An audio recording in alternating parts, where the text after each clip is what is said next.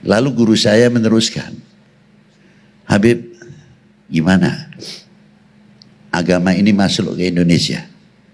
Al-Islam khususnya bukan oleh tangan satu orang kiai, pewaris Nabi, bukan satu wali. Ratusan para aulia di Indonesia. Dari mulai Jamaluddin Hussein, yang ikut andil besar para aulia bagaimana menghadapi Portugis pada waktu itu. Sampai jatuhnya Malaka. Mengapa Malaka jatuh? Padahal luar biasa. 1511 Masehi. Digembosi dari dalam. Supaya tidak percaya dengan ulamanya, tidak percaya dengan aparatur negaranya, terus dihembuskan. Itu sebab musababnya. Sultan Mahmud kalau tidak salah zaman itu sudah kurang mendapatkan kepercayaan. Itu sengaja. Dari situlah jatuhnya Malaka 1511. Sejarah itu penting. Itu bagian mengingatkan kita. Demak diantaranya. Setelah Kanjeng Sultan Trenggono selesai. Karena apa? Perang saudara. Kakak adik satu kandung tidak akur. Antem-anteman sendiri. Akhirnya Demak pindah kemana? Ke Pajang. Ini tuladan contoh untuk kita. Supaya buka mata, pikiran jalan. Saya bertanya terkadang, Pak, maaf. Jawab yang tegas, mau enggak? Mau enggak? Rela atau tidak kalau Indonesia ini pecah? Jawab yang keras. Setuju sekali. Gimana Pak Polres? Pak Denny, Pak Ramil, sepakat kan? NKRI harga harus tanamkan ke anak-anak kita itu. Itulah. Ini satu contoh luar biasa yang dirintis oleh para beliau. Tidak lama Portugis, kejadian Demak selesai. Ulama kita tidak tinggal diam. Pejuang para tokoh kita tidak tinggal diam.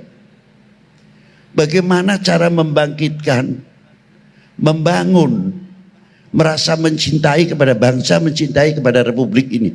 Dulu masih belum ada republik. Bagaimana caranya? Bagaimana cara merintisnya?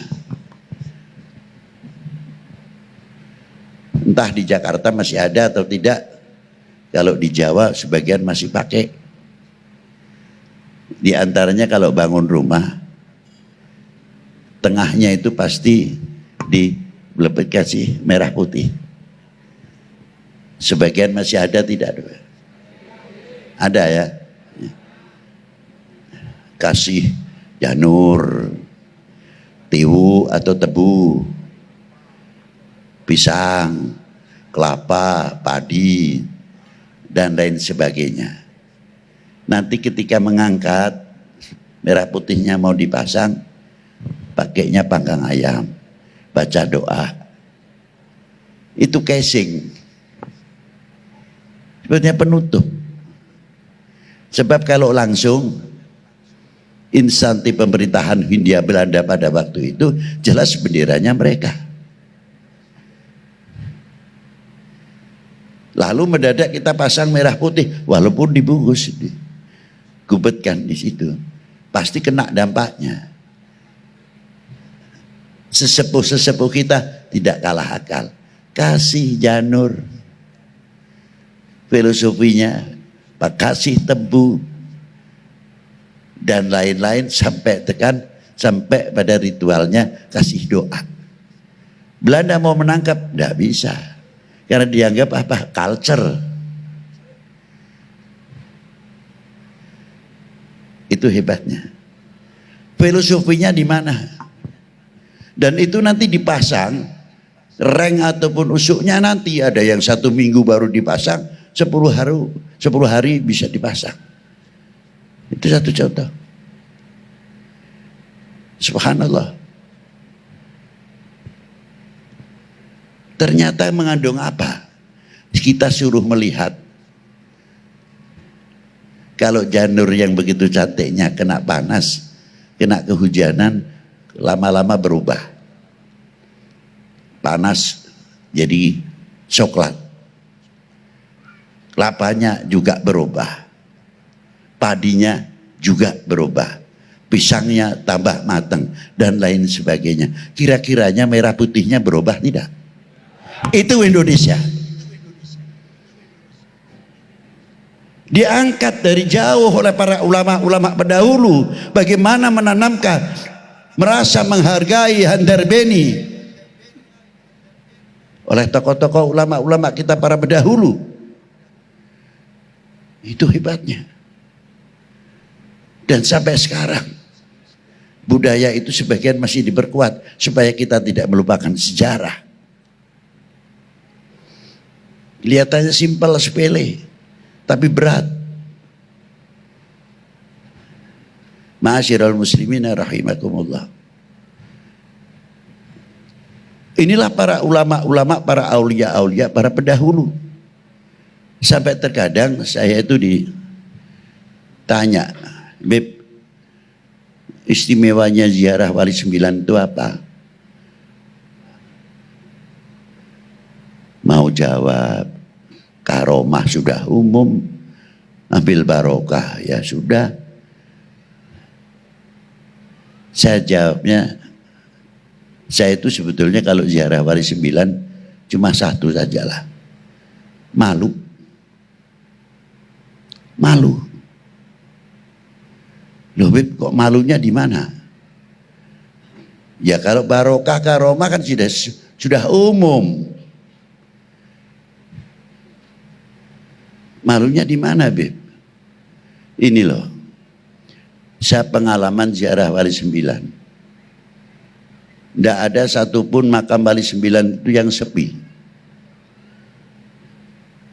Sudah dikubur sekian ratus tahun, Sunan Ampel, Sunan Giri, Malik Ibrahim, sampai Bonang, Sedayun Derajat, sampai Kalijogo, Demak, Kudus Murio, sampai Gunung Jati, sampai Banten. Masih bisa bangun ekonomi kerakyatan.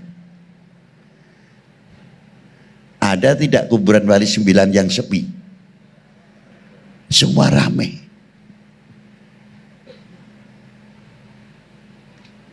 Empat 400 tahun yang lalu loh, masih segar. Orang dagangan kopiah putih, tasbih, busana muslim, makanan sebagian makanan Timur Tengah kayak di Ampel. Orang mati masih sempat membangun ekonomi kerakyatan, masih mampu memberi makan orang yang hidup. Lalu kita bisa apa? Lalu kita apa? Kontribusi kita itu apa? Untuk Al-Islam. Kontribusi kita untuk Al-Islam apa? Kontribusi kita untuk bangsa ini apa? Coba kita tanya. Jangan tanya kepada orang lain, tanya pada diri sendiri. Itu diantaranya yang saya kagum. Karena ini semua bagian daripada orang yang mengamalkan bagaimana azizun alaihi ma'anittum harisun alaikum bil mu'minina ra'uf. Itu hebatnya. Apalagi di Maulana Syarif Hidayatullah. Separuh muslim untuk ziarah, yang separuh non muslim. Yang non muslim macam-macam pahamnya dan keyakinan serta kepercayaannya. Dari menyan yang paling kecil sampai besar. Lilin yang pendek sampai yang panjang. Tidak ada keributan. Sesuai. Yang satu punya kita, muslim. Yang zikirnya ngebut. Yang zikirnya berat.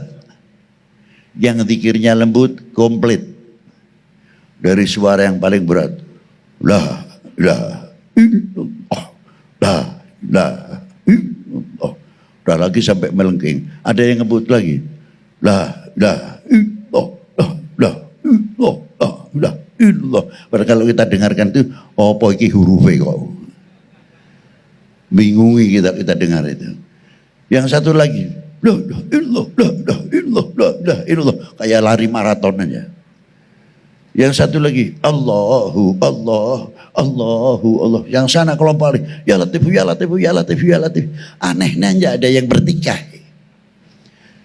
Yang tahlil, yang selawat. Enggak ada yang saling menuding. Ente rombongan ente dikir seenaknya. Biasa saja kalau dikir pakai la ilaha illallah. La ilaha illallah. Dada saya sesak nih. Biasa aja, biasa. Aduh. Ini yang sedang ribut sendiri, belakang ngebut.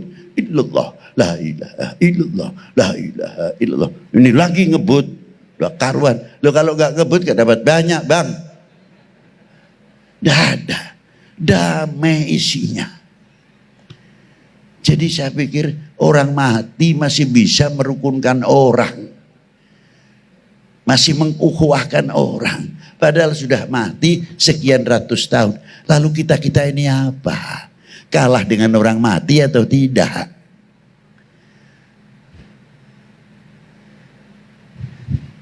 Tidak usah jauh-jauh, luar Batang. Subhanallah. Nampak sekali karomahnya bagaimana luar Batang. Belum kita ke Maulana Hasanuddin Al-Bantani.